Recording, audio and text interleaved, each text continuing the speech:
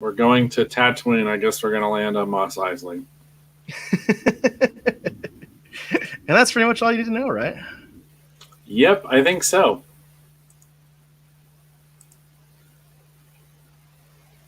And of course, what we're trying to talk about here is the latest episode of The Mandalorian, Chapter 5. This is The Gunslinger. So go ahead. Let's start at the beginning. What was your overall impression of this episode?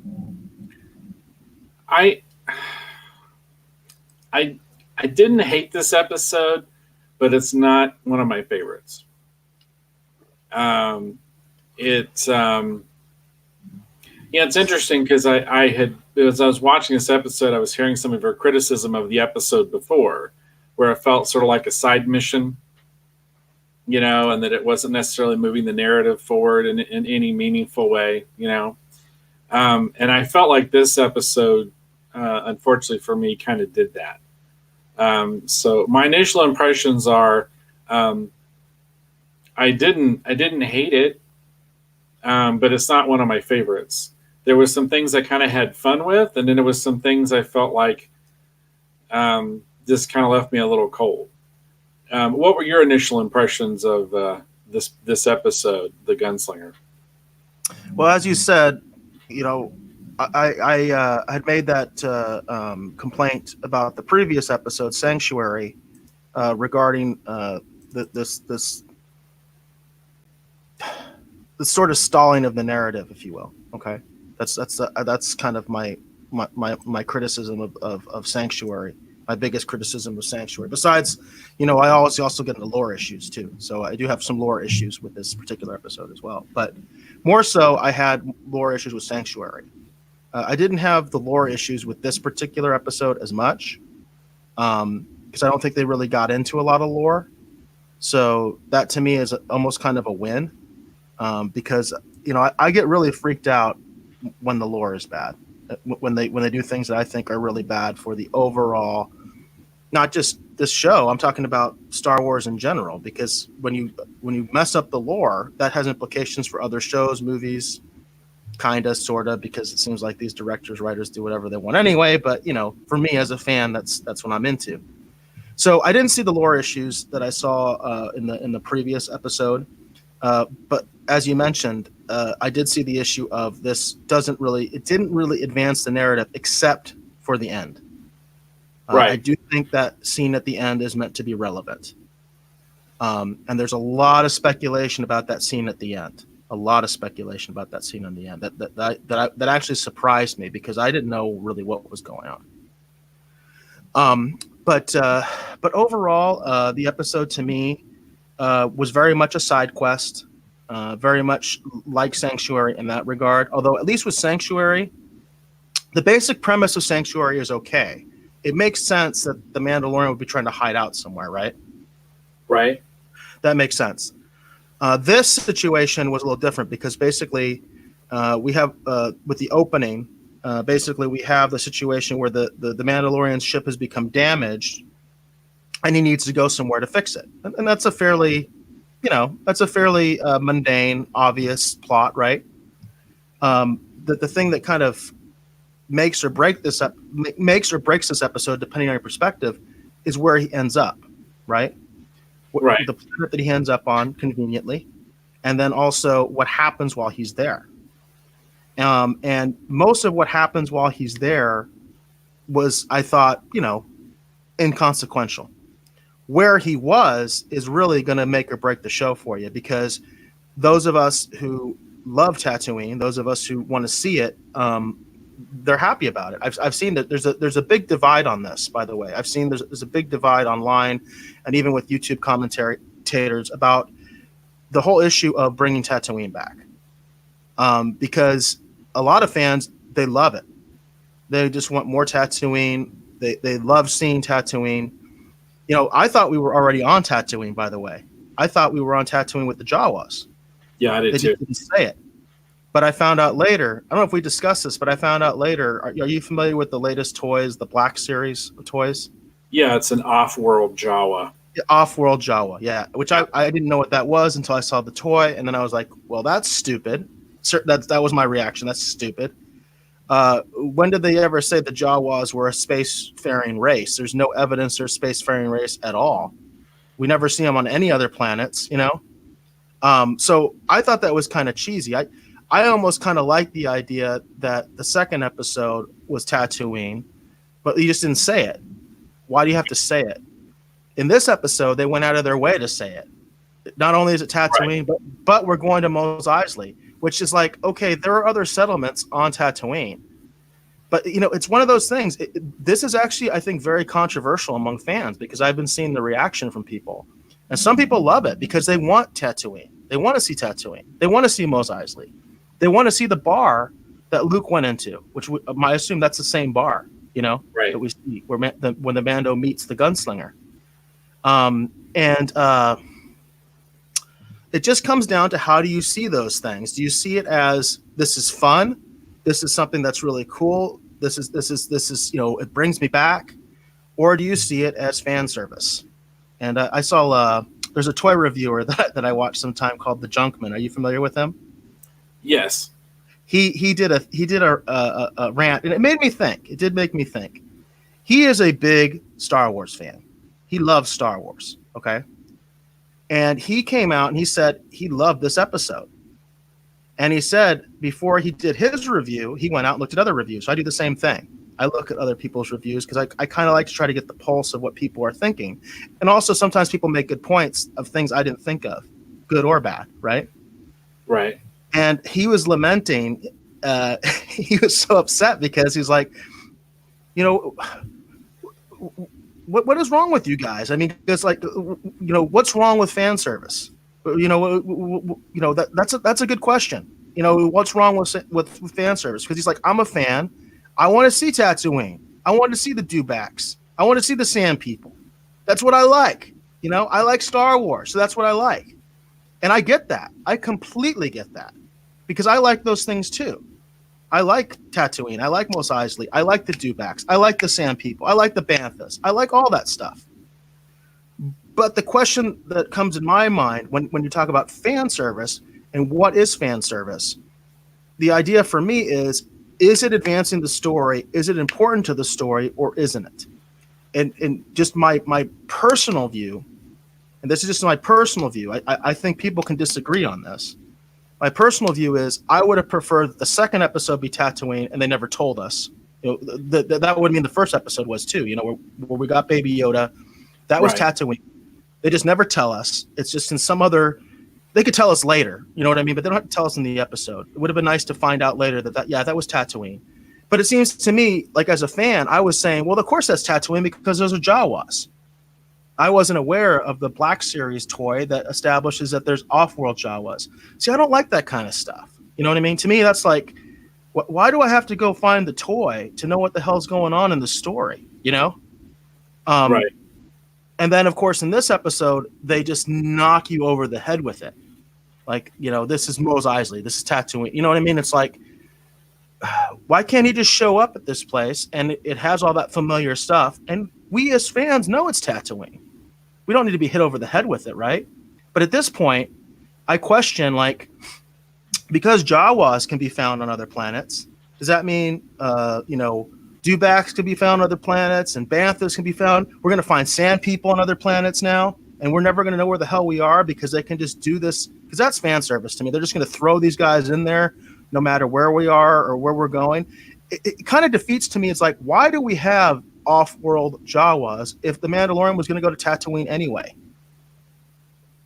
You see what I'm saying? Yeah. Why do we need off-world Jawas if the Mandalorian was eventually going to go to Tatooine anyway? How about we have 2 or 3 episodes of the Mandalorian on Tatooine instead of 1? How about that? You know? Right. So I think people can disagree about this because I think it's a good question. You know, what is fan service? Why is fan service bad? To me, fan service is bad when it doesn't really advance the narrative and doesn't really have any specific reason for being there. I would much have preferred to just have where we found Baby Yoda, where the Jawas were. That was Tatooine. We didn't have to knock you over the head with it. We knew it was Tatooine because there were Jawas, and leave it at that. Now we have this situation where apparently there's off-world Jawas. All right, we got to go to Tatooine. I guess that's cool. The other planet reminded me of Tatooine. Jakku reminds me of Tatooine. That's the other part of it. It's like, how many desert planets are there? And why does everybody seem to want to live on a desert planet? I don't get that either, and that goes back to also the one ecosystem thing, which I always think is kind of silly. Yeah, every planet has one ecosystem. Okay, whatever. I did like all those things. I do like Mos Eisley. I do like the Sand People. I do like Dewbacks. I do like Banthas. I was happy to see those things. It's just that the context matters to me, and it just kind of seemed like fan service. That's the bottom line. It kind of just seemed like fan service. And once again, like I said from the last episode, Baby Yoda didn't seem very relevant at all. He did one cool thing, right? He did one cool thing. Right. He did the Obi-Wan thing, right? When he came out of the ship, which I thought that was cool. That was him using the Force again, which a lot of people might not have realized that. So we did have another example of Baby Yoda using the Force, and he did the entrance like Obi-Wan, where he does the dragon sound, coming out of the ship. I liked that. I thought that was really cute.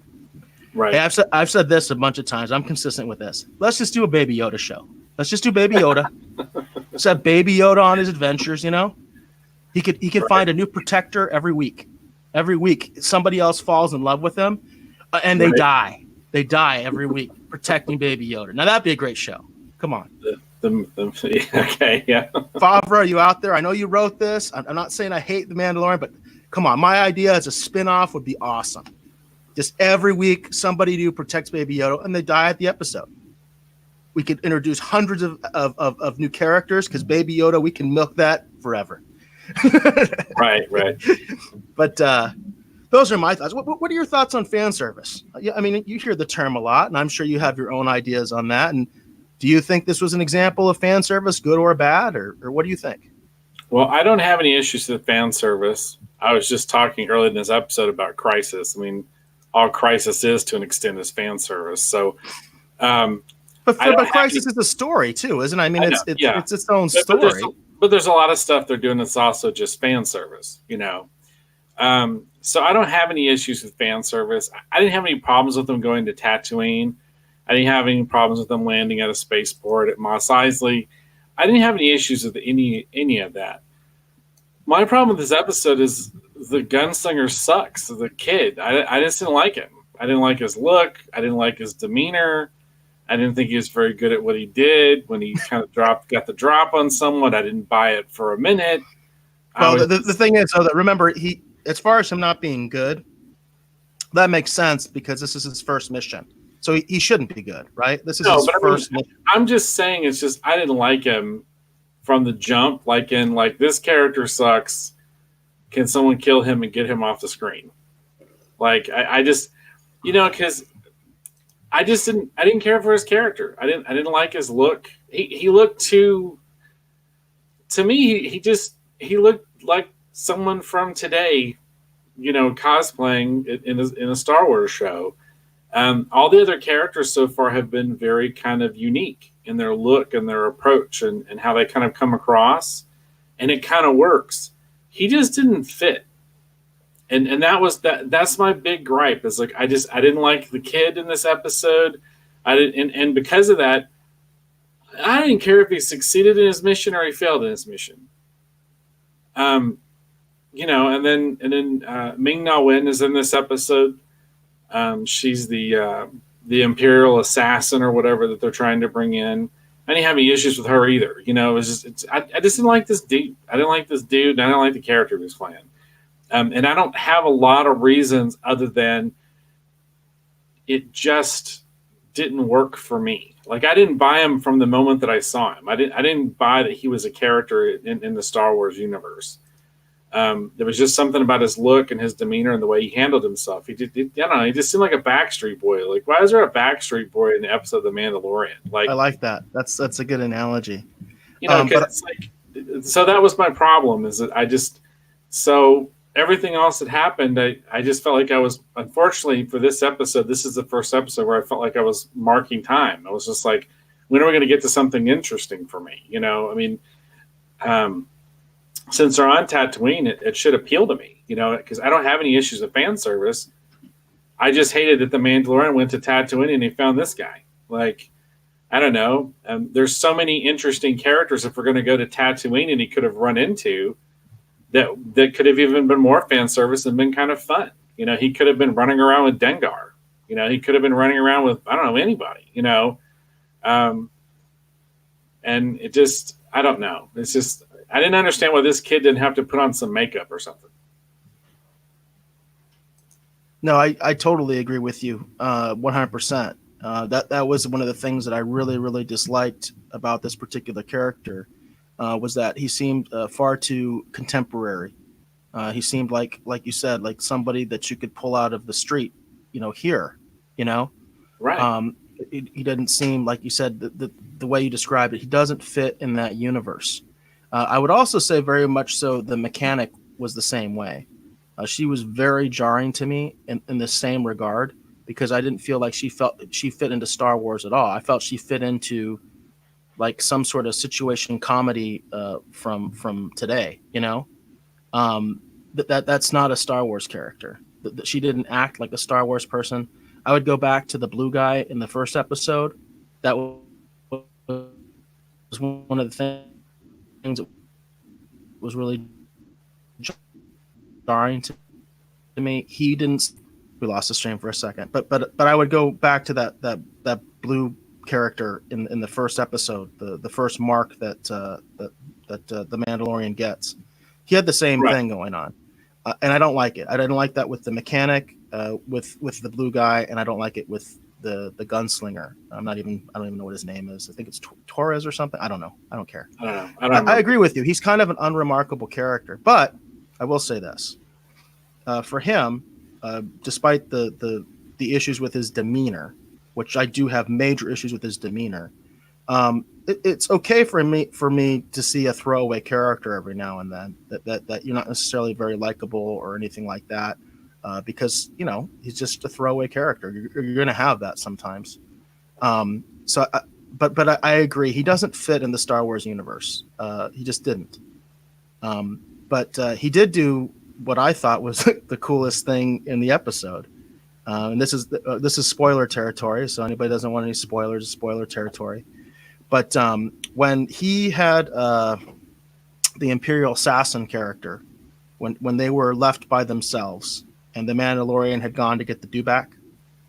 Yeah. At that part, it seemed to me that there was a very obvious direction that they were going in, because you know, we've talked about this being sort of a live action cartoon. Yeah. Good or bad, it's a live action cartoon, and it's pretty much held up to that, you know, with most of the writing, I think. Good or bad, whether you think that's good or bad, it's a live action cartoon. So we had this situation where this assassin character is basically convincing the gunslinger, hey, you know, the Mandalorian, he's a wanted man himself. He betrayed the guild. I don't know if you heard about that, but he did. And plus he's got all that Beskar, you know, all this other stuff. And it kind of is cool because in that conversation, you kind of get the motivation of the gunslinger. He doesn't really care about money right now. He wants to get the reputation, and he wants to get it quick, and he wants to get it fast. You know, he wants to have that big rep. That's what he cares about. That's his motivation. And it's very clear in that conversation. That's what he wants.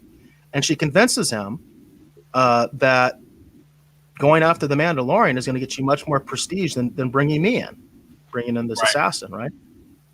And in my head, I could see where it was going. I was like, okay, this guy's an idiot. Like you said, he's not very likable. He's a moron. He's going to take the binders off of the assassin girl, and she's going to kill him, and then she's going to go after the Mandalorian. You know, that's what I saw. I don't know if that's how you saw. That's what I saw. I was like, I can see that coming a mile away. That's exactly what's going to happen. And this is the first time this show has done this to me, and they just surprised the heck out of me when he shot her.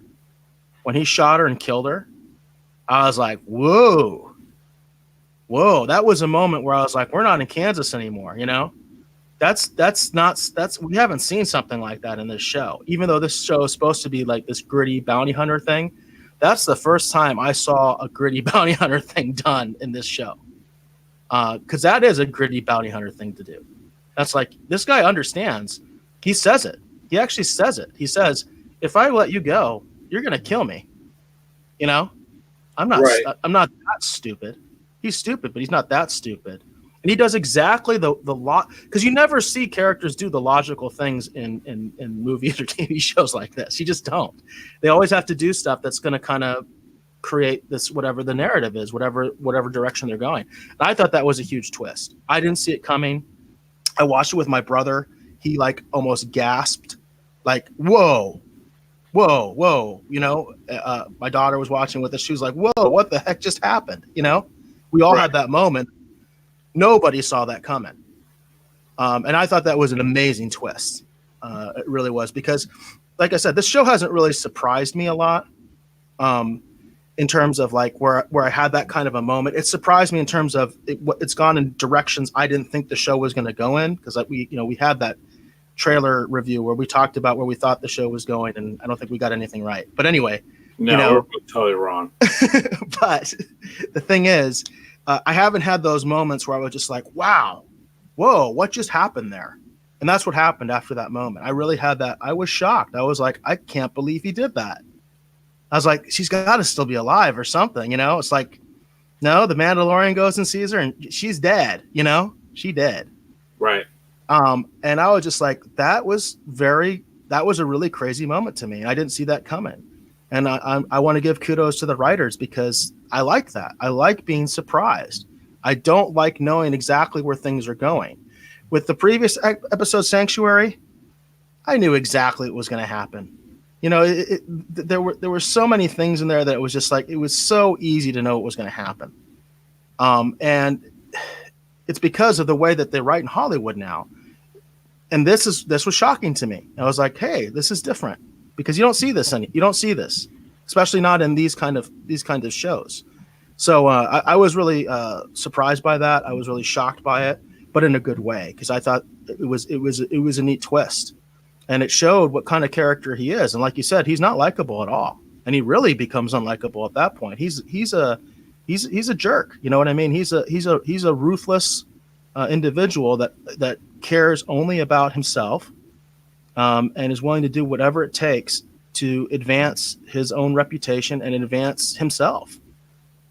So I thought that was pretty cool. And then, of course, what happens to him is fine. You know what I mean?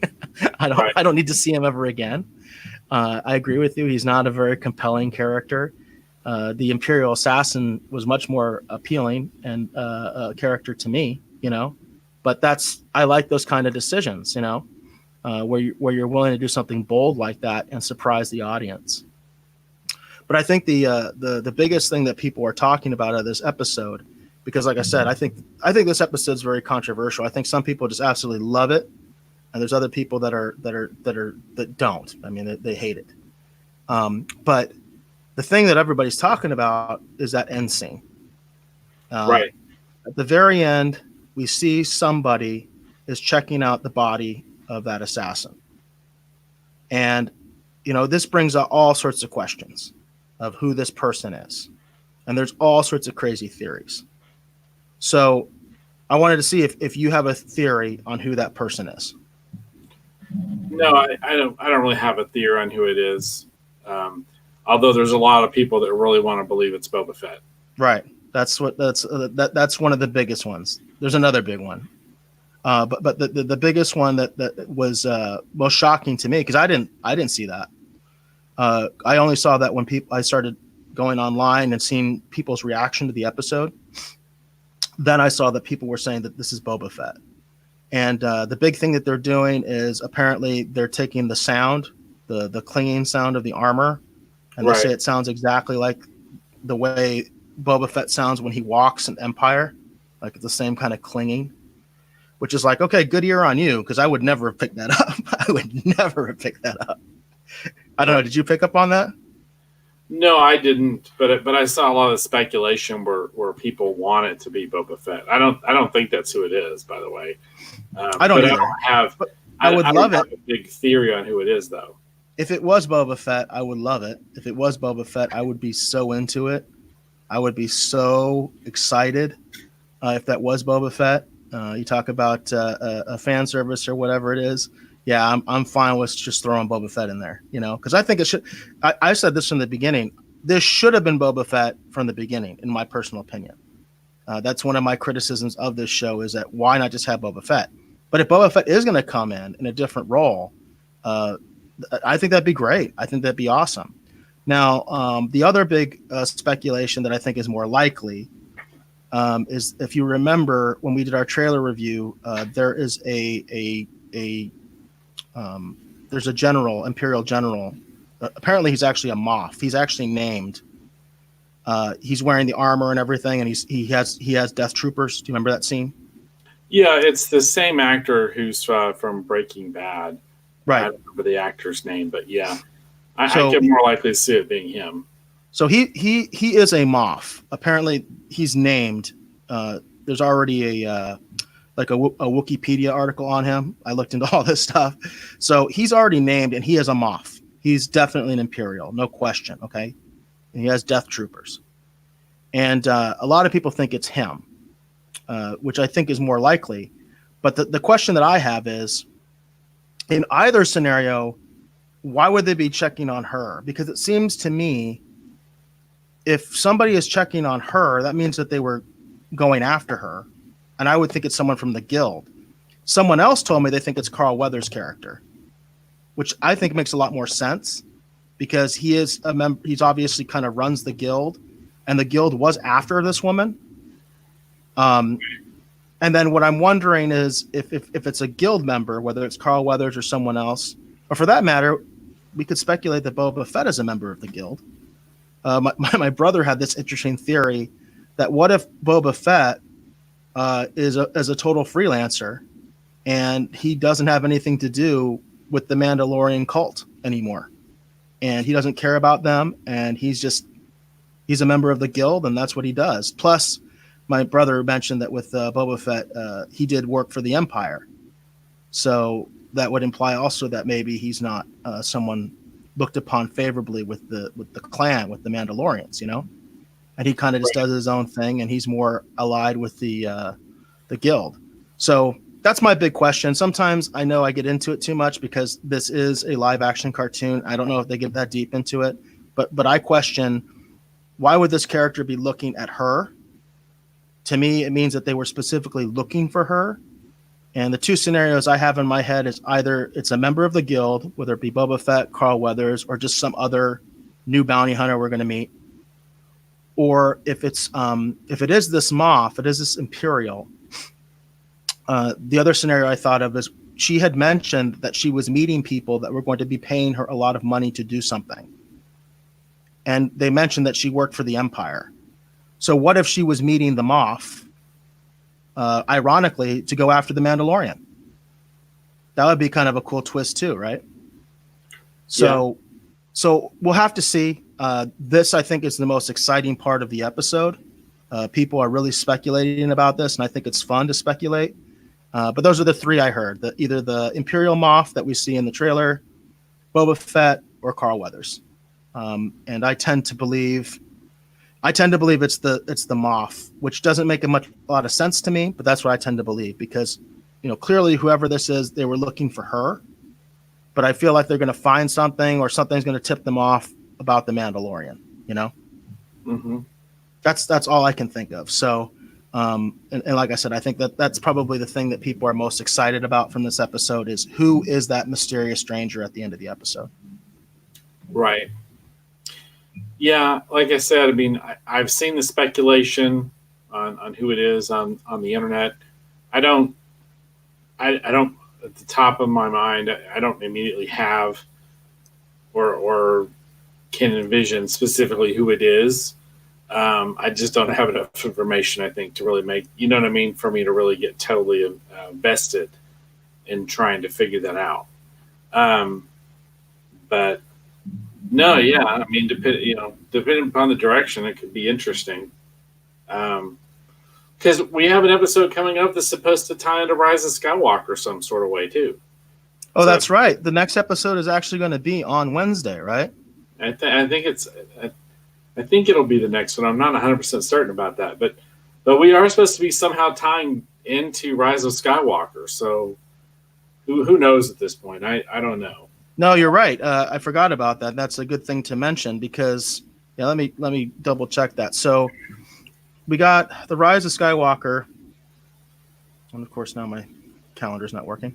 So all right, we've got another episode coming up on the 13th, right? And then there's going to be another episode on the 18th because the Rise of Skywalker comes out on the 19th, right? Mm-hmm. So that means before our next episode airs, there's going to be 2 episodes, depending on when the show comes on. Well, assuming they stick to their normal schedule of it comes out around 3 o'clock our time, right? 3 a.m. our time. Yeah. That means that we're going to have we're going to be reviewing 2 episodes, right?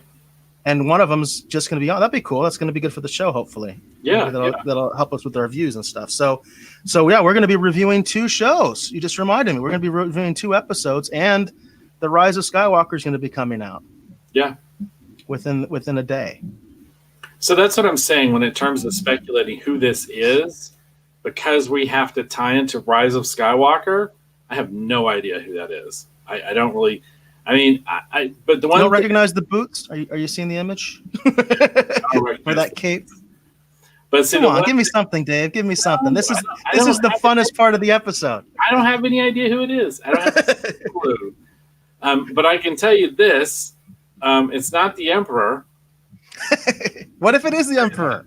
No, because he should be lying low. I feel pretty confident it's not the Emperor, and I feel pretty confident it's not Jabba the Hutt. But the Jabba the Hutt has different shoes. Clearly, it's not Greedo either. I don't think it's Greedo. I think it could be Greedo. I think Greedo. We can still. I think Greedo's dead. Wasn't Palpatine dead? I don't know. So I can totally be it's Greedo. Greedo's clone. That's who it is. It's Greedo's clone. Clonito. But anyhow, Clonito. Yeah, Clonito, clone of Greedo, and he's here to take the child, which is actually a clone of Yoda, back to Kamino.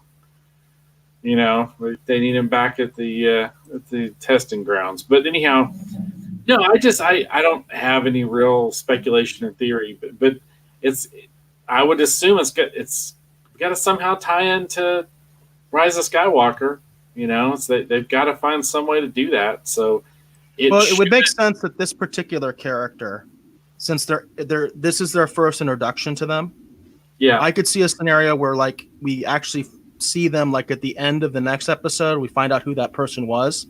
Yeah, and then the next episode, the one that's going to be airing on Wednesday, that one is going to be about that character. So that kind of sets up the Moff to me, and that this is going to set up the connection directly. My speculation is that Moff is loyal to the Emperor and not the First Order, not to Snoke, and he wants to bring the Emperor back, and he doesn't give a crap about the First Order. Right. That's my speculation. Yeah, I could see that. So I could see that scenario. I want it to be Boba Fett. I really want it to be Boba Fett, but that's what I think is going to happen is obviously we haven't seen that character yet. Yeah. So, and we don't have that many episodes left. We got 3 episodes left. Yeah. And so if they're going to tie it in to Rise of Skywalker, which they are, that's the only reason they're good. It has to tie in. That's why they're showing it on a Wednesday instead of the normal. That's why they're showing the second to last episode before Rise of Skywalker comes out. It has to be related. Right. So my thought is that we're going to see the Moff, and that the Moff is after the Baby Yoda, because like you said, the Baby Yoda is related to Yoda, whether it's offspring or clone. It's directly related to Yoda, not just a member of the race. And he's going to use it as sort of the battery to resurrect the Emperor. That's my thought. Okay, we'll see. Or literally, he'll be the little battery on Palpatine's spider mechanism. Yeah, that's a little Baby Yoda attached there. I think that's what he'll be. He'll be the battery, the weird spider mechanism that Palpatine is riding around on. So, whoever the character is, I just hope it's cool. I hope it's a compelling character. You know, I have high hopes for this Moff character and the Death Troopers. If they make the Death Troopers lame, I'm really going to be angry. I'm going to really be angry if they make the Death Troopers incompetent, pathetic. You know, we're finally getting Death Troopers back, and I want to see them like kick the Mando's ass or something. You know, so I think that would be really cool. Yeah, well, I mean, lots of people have done that so far. Well, that's exactly. Yeah. Except the Stormtroopers, Yeah. the veteran Stormtroopers who he annihilated like nothing. Which we're still not convinced they were veteran stormtroopers. But yeah, like I said, I've enjoyed The Mandalorian. I like this episode just fine. It just wasn't one of my favorites. Is all. So, and it's just because I didn't buy the Gunslinger kid. I mean, he just felt like a Backstreet Boy is the best way to put it. No, I agree with you. He just felt like he was dropped in and he didn't fit in at all. And he didn't have that sometimes fun Star Warsy and like distinguishing thing, you know, that very clearly puts him in the world of Star Wars and takes him out of our world. You know what I mean? He just seemed too contemporary. So, but that's my complaint. Like I said, I didn't hate the episode, but it's not one of my favorites either. So, but I'm kind of with you, but I like the little twist. I like the fact that he killed the assassin girl. I didn't see that coming. I like to be surprised, and I am also interested in who this unseen character is. I like, you know, I'm okay with the cliffhanger in the middle of a show. So as long as I'm going to get some resolution and find out who that is, hopefully by the next episode, I'm cool with it. And I am. Like everybody else out there, I'm speculating hardcore about who it is. I think it's going to be the Moff. I would love it to be Boba Fett. We'll just have to see. Sounds cool.